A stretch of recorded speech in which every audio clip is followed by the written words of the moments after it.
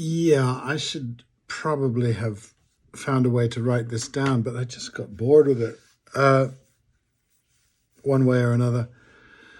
As you probably know by now, and I want to be really clear on this, I live in the Western world. I live within Western civilization, and I found myself really pretty much from day one, like the age of 7, that I don't admire, respect, believe in, or have much time for specifically uh, Western values or what they call Western civilization.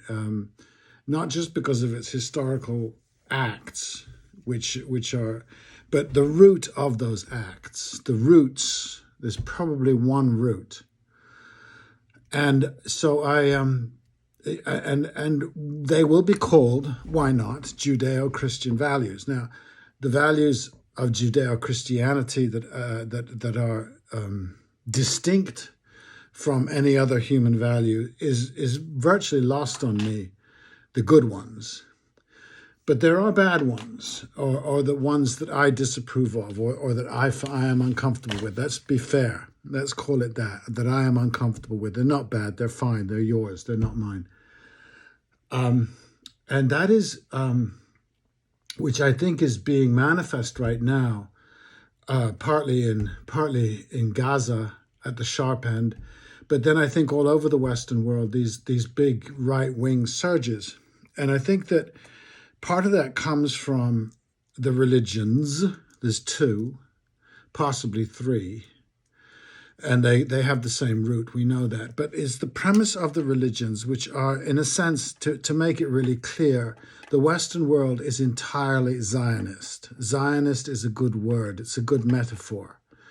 The Western world believes that it is exceptional, that there is one God, which is their God, which is not of Jewish origin, as far as I can tell.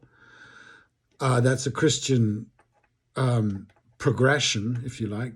God help us, and that therefore the most successful people in the West, successful in Western terms, which mean the rich people, have mythologized their identity as being more worthwhile. They are superior to, right? So I can listen to a full podcast about Catholics complaining about this, complaining about that, particularly complaining about the conflation of Jesus and socialism. And they'll continue to babble on, and they'll say the rich, the rich, the rich, the rich, the rich. They never discuss how one becomes rich, how their rich people became rich. And then the poor, the poor, the poor, the poor, the poor, which they clearly believe they will be poor always. So, and so they land on the side of the privileged, the chosen, the talented, the ones who merit more. That is the essence of the civilization that I was brought up in. And I find it all to be absolute bollocks. Absolute bollocks. Not just bollocks, which is a lovely, interesting word. I think it has something to do with the bull's testicles. Not just bollocks, but boring.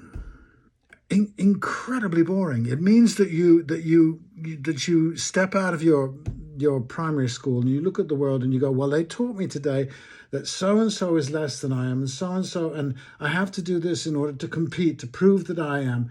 So you have a culture that spouts an awful lot about equality, but actually values the evidence of inequality above all else. You know, you have the best picture, the best actor, the best this, the best that, and all the rest of it. You can say that it's competition. I mean, I think that a good soccer match is a competition. I don't think that the economy is competitive. The economy is dominated by people who get to a certain position and they pull up the ladder. And unfortunately, in my experience, I have found those people, the successful people in the economy, to be utter bores. I'm not being exclusivist in this. I'm not being Marxist in this. I have to say that I find them to be utter bores. They are bores in bed. They are bores in conversation. They are bores in restaurants. They are bores on buses, if they ever get on buses.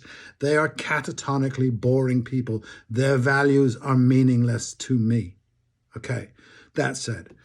So the thing that I wrote, it's more on nomads. It has been said, a story is told, that children are calmed by rocking because we have ancestral memory of nomadism.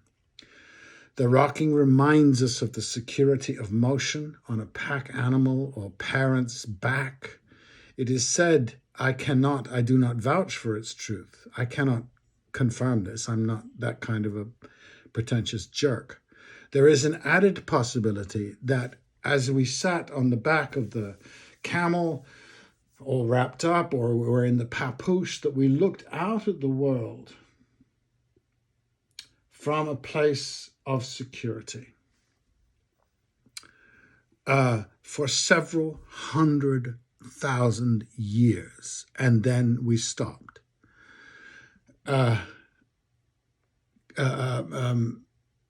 Interestingly, I recently tried to. It just popped into my head one day because I did quite a lot of reading about Alexander the Great, not for historical reasons, just because of a fascination with the personality and stuff like that. And so all the Mary Renaults and the Robert Lane Foxes and a whole bunch of people and fascinating stuff.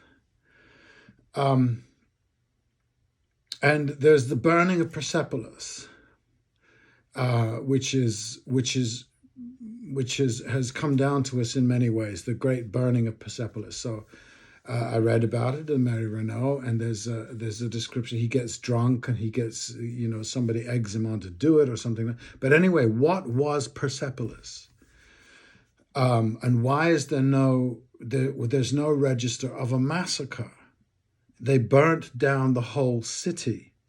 Why weren't there thousands upon thousands of people dead? Because that's how we conceive of a city. If you burn down New York, you will assume that lots and lots of people were killed in the conflagration. I looked it up when reading. Was it sacked? Was there therefore a massacre? It turns out it was mostly a religious ceremonial place. And there's no reference historically to the killing of the inhabitants, or even of Alexander besieging, which is what he usually did when he ran into a big city. I don't even think it was walled Persepolis. It was the summer palace, I believe, of the royal court, but it was mostly a religious ceremonial site, a seasonal ceremonial palace complex that did fill up at certain times of the year with nomads. The people of Persia were nomads. The people of Cyrus the Great, the Persian Empire, were essentially nomads. They brought their tents. They came from all over the Persian Empire to Persepolis, herders, pastoral nomads for religious gatherings, etc. It was a tent city. And it was not unique then either. Now, this fascinates me. It's instructive, too, should you think about it. Imagine the relationship that a herdsman and his family has to their kings, their gods, each other, animals, the earth, if you are a follower of herds. Now, this interests me because we know that for 200,000-300,000 years, human beings were hunter-gatherers, essentially. We also know that for a period of time, they moved into agriculture, found it unsatisfactory, went back to hunter-gathering, and then eventually moved back into agriculture. And then we believe began all the great power structures, all the great monarchies and the great hierarchical gods, and eventually refining down to the single God. I'm going to pick this up in another one.